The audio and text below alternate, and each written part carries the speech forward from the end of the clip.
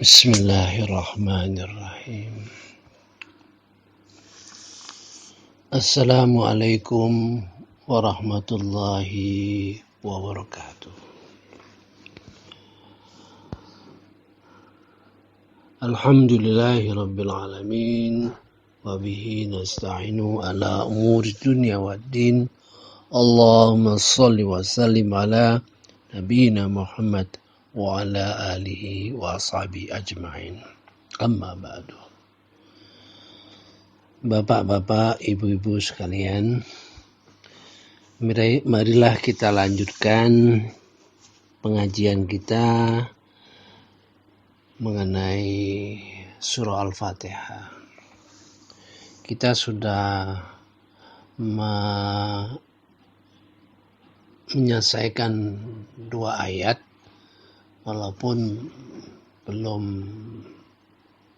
begitu lengkap, yaitu Bismillahirrahmanirrahim.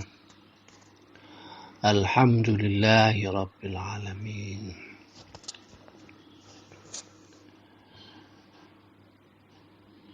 Mari kita lanjutkan kajian ini terkait dengan ada 2 ayat yang disebutkan 2 kali. Bismillahirrahmanirrahim, yaitu Ar-Rahman Ar-Rahim. Kemudian Alhamdulillahi rabbil alamin, Ar-Rahman Ar-Rahim. Jadi 2 kali. Banyak penafsiran 2 kali itu, ada yang mengatakan bahwa Bismillahirrahmanirrahim, jadi Bismillah Ar-Rahman Ar-Rahim di ayat ini menjelaskan kesempurnaan Allah Subhanahu wa ta'ala, menjelaskan bahwa Allah itu Ar-Rahman Ar-Rahim. Walaupun itu juga Ar-Rahman Ar-Rahim, intinya 2 kata yang dipilih. Oleh karena 2 kata inilah yang ingin Allah menunjukkan bahwa Allah itu Ar-Rahman Ar-Rahim. Nah, ini di dalam kajian Tauhid Uluhiyah, karena menyangkut Allah, artinya menyangkut ilah, menyangkut Tuhan yang merupakan sesembahan. Jadi kita menyembah Allah Subhanahu wa ta'ala. Kemudian Alhamdulillahi rabbil alamin. Jadi Alhamdulillah dijelaskan, Allah di sini dijelaskan sebagai Rabb al-alamin, Tuhan semesta alam. Nah, mengenai Rabbil alamin sudah dijelaskan dalam rekaman yang terakhir, di mana merupakan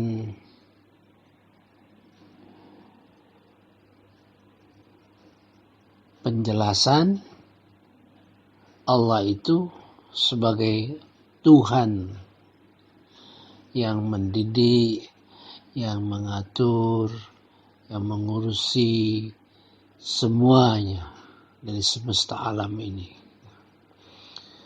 Jadi Allah sebagai pendidik, pemelihara, pengatur, dan sebagainya, yang mengatur alam semesta sebagai Tuhan.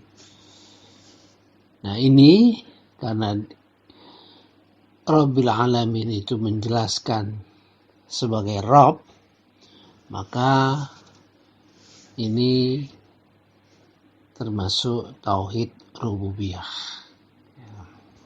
Tauhid rububiyah. Nah, kemudian Ar-Rahman Ar-Rahim itu menjelaskan Rabb. Ya, jadi Rabbil Alamin, Ar-Rahman Ar-Rahim. Jadi juga menjelaskan Rabb. Jadi secara singkatnya, yang pertama Ar-Rahman Ar-Rahim menjelaskan Allah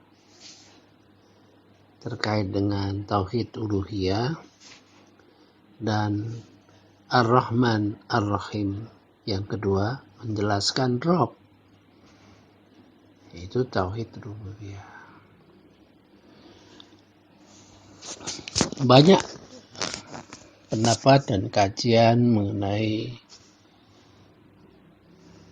dua kali Ar-Rahman Ar-Rahim itu dalam satu surah. Namun bagi kita lebih baik kita mengeksplor, mencari jawaban, mencari pengetahuan dari Ar-Rahman Ar-Rahim itu di dalam Al-Quran Karim. Khususnya surah Ar-Rahman. Ar-Rahman itu menggambarkan bahwa Ar-Rahman itu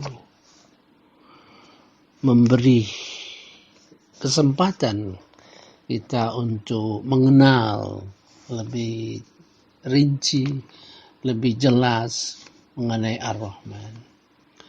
Ar-Rahman di dalam Al-Quran banyak. Ar-Rahman itu juga menggantikan kedudukan Allah Subhanahu wa Ta'ala sebagai satu di dalam surah Al-Isra ayat yang terakhir.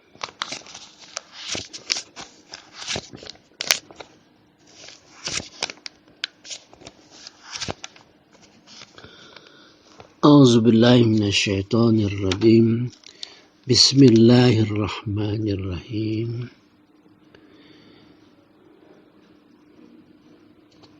Katakanlah Muhammad, serulah Allah atau serulah Ar-Rahman dengan nama yang mana saja kamu dapat menyeru, karena dia mempunyai nama-nama yang terbaik, Al-Asma Al-Husna. Dan janganlah engkau mengeraskan suaramu dalam sholat, dan jangan pula merendahkannya, dan usahakan jalan tengah di antara keduanya. A'udzubillahi minasyaitonirrajim. Bismillahirrahmanirrahim. Qul ud'u Allah au ud'ur Rahman. Katakanlah Muhammad, suruhlah, berdoalah kepada Allah, atau serulah atau berdoalah kepada Ar-Rahman. Ayaman tad'u falahul asmaul husna. Al-asma al-husna.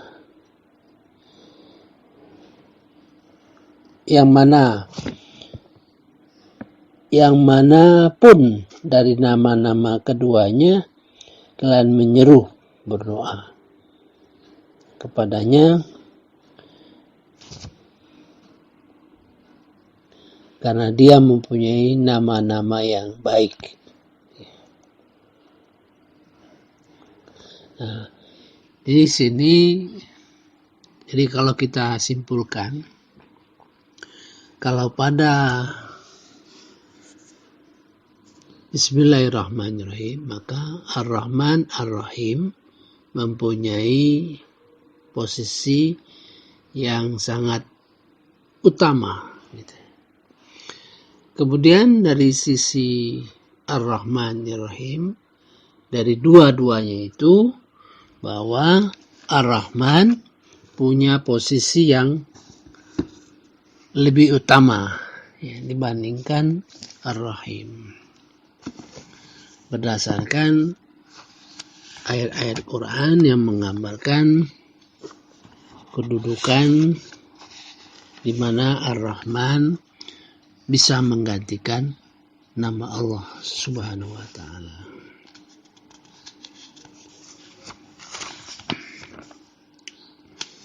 Dari sisi bahasa,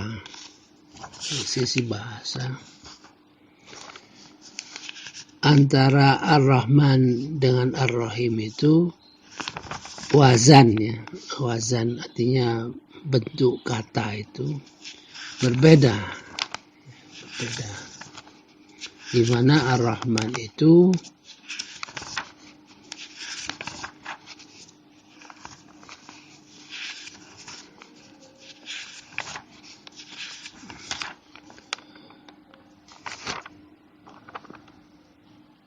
timbangannya, Ar-Rahman itu fa'lan, sedangkan Rahim fa'il. Fa'lan itu Ar-Rahman, fa'lan jadi Rahman. Kemudian Rahim fa'il, di mana fa'lan itu sendiri menunjukkan kesempurnaan dan kesementaraan. Jadi Ar-Rahman itu menunjukkan kesempurnaan dan kesementaraan, sedangkan fa'il menunjukkan berkesinambungan dan kemantapan. Jadi oleh sebab itu kata Ar-Rahman itu tidak ada bentuk jamaknya, gitu. Sedangkan Ar-Rahim itu ada jamaknya, Ruhama. Kalau Ar-Rahman tidak ada. Jadi karena itulah sifat Allah Subhanahu wa Ta'ala itu tunggal. Sedangkan Rahim itu sifat yang bisa dipunyai. Jadi Ar-Rahim itu sifat yang bisa dipunyai atau sifat yang merupakan seperti Rasulullah SAW itu di dalam surah At-Taubah nomor 9. A'udzubillahi minasyaitonirrajim. Sesungguhnya telah datang kepadamu seorang rasul dari kaummu sendiri, berat rasanya terasa olehnya penderitaanmu. Dia sangat merasakan, sangat menginginkan supaya kamu beriman dan selamat. Amat belas kasihan lagi penyayang terhadap orang-orang mukmin. Jadi Nabi Muhammad SAW itu punya kriteria, bahwa dia itu penyayang. Oleh sebab itu Ar-Rahim itu ada jamaknya, tapi Ar-Rahman tidak ada.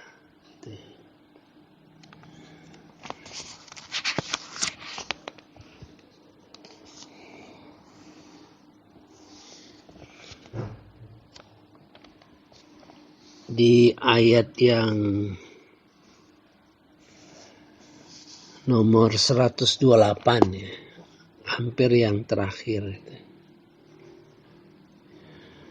A'udzubillahi minasyaitonirrajim. Bismillahirrahmanirrahim. Laqad ja'akum rasul min anfusihim. Sungguh benar-benar datang kepada kalian seorang Rasul Nabi Muhammad SAW dari kaummu sendiri. Azizun alaihi ma'anittum. Terasa berat baginya atas penderitaan yang telah kalian rasakan. Jadi rasa empatinya sangat tinggi. Harisun alaikum, dia ingin sekali kamu beriman, selamat, ya, beriman dan selamat. Gitu. Siapa yang disayanginya itu? Bil mu'minin. Dan dia punya sifat Raufur Rahim, sangat pengasih dan amat penyayang. Nah, itulah artinya perbedaan-perbedaan itu perlu kita pahami sejak dari awal. Jadi Ar-Rahman itu tunggal, ya. Ar-Rahim itu bisa jamak karena bisa disifati oleh yang lain-lainnya, termasuk yang disifati oleh Rasulullah SAW. Kemudian Ar-Rahman itu timbangan dalam bahasa Arabnya itu fa'lan, mana fa'lan itu mengandung arti kesempurnaan dan kesementaraan. Sedangkan fa'il berkesinambungan, kemantapan. Ya, seperti kemarin ada pendapat ulama bahwa Ar-Rahman itu sementara, ya, di dunia ini. Jadi kasih sayang rahmat Allah itu untuk semua, ya, untuk semua makhluk. Ya. Tapi Ar-Rahim itu kekal, ya, bersifat berkesinambungan, mantap. Jadi Ar-Rahim itu mudah-mudahan kasih sayang Allah Subhanahu wa Ta'ala nanti di akhirat nanti, ya, kepada hamba-hambanya yang beriman. Itulah kira-kira yang perlu kita ingat dan perlu kita rasakan. Jangan sampai penjelasan itu tidak kita rasakan, mesti kita rasakan dan perlu waktu, ya. Sering kita bahas, sering kita ulang-ulang, ya. Kemudian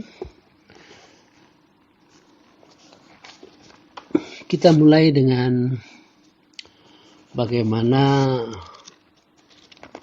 mempelajari, ya. Jadi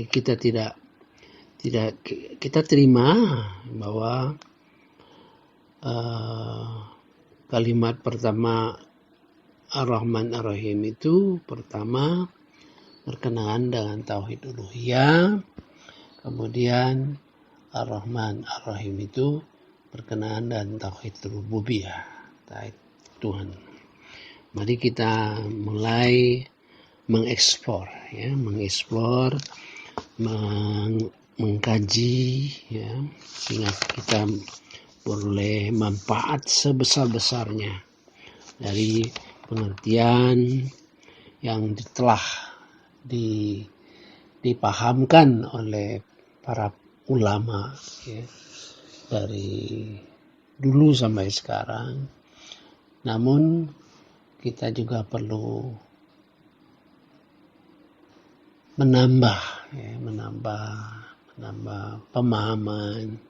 Karena dari dulu sampai sekarang juga para ulama itu berbeda-beda ya, tapi saling melengkapi, bukan hal yang tidak biasa ya.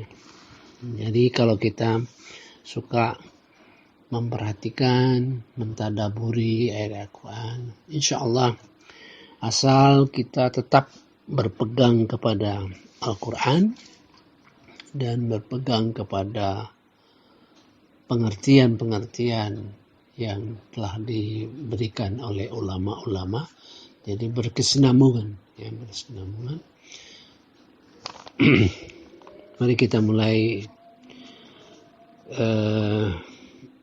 dalam surah Al-A'la ya, Al-A'la. A'udzu billahi minasyaitonir rajim. Bismillahirrahmanirrahim.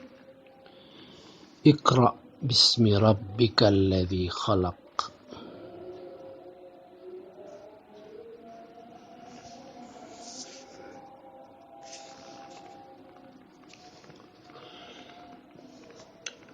Khalaqal insana min 'alaq. Iqra wa rabbukal akram. Bacalah dengan nama Tuhanmu yang telah menciptakan kamu. Khalaqal insana min 'alaq. Dia telah menciptakan manusia dari segumpal darah. Iqra wa rabbukal akram. Bacalah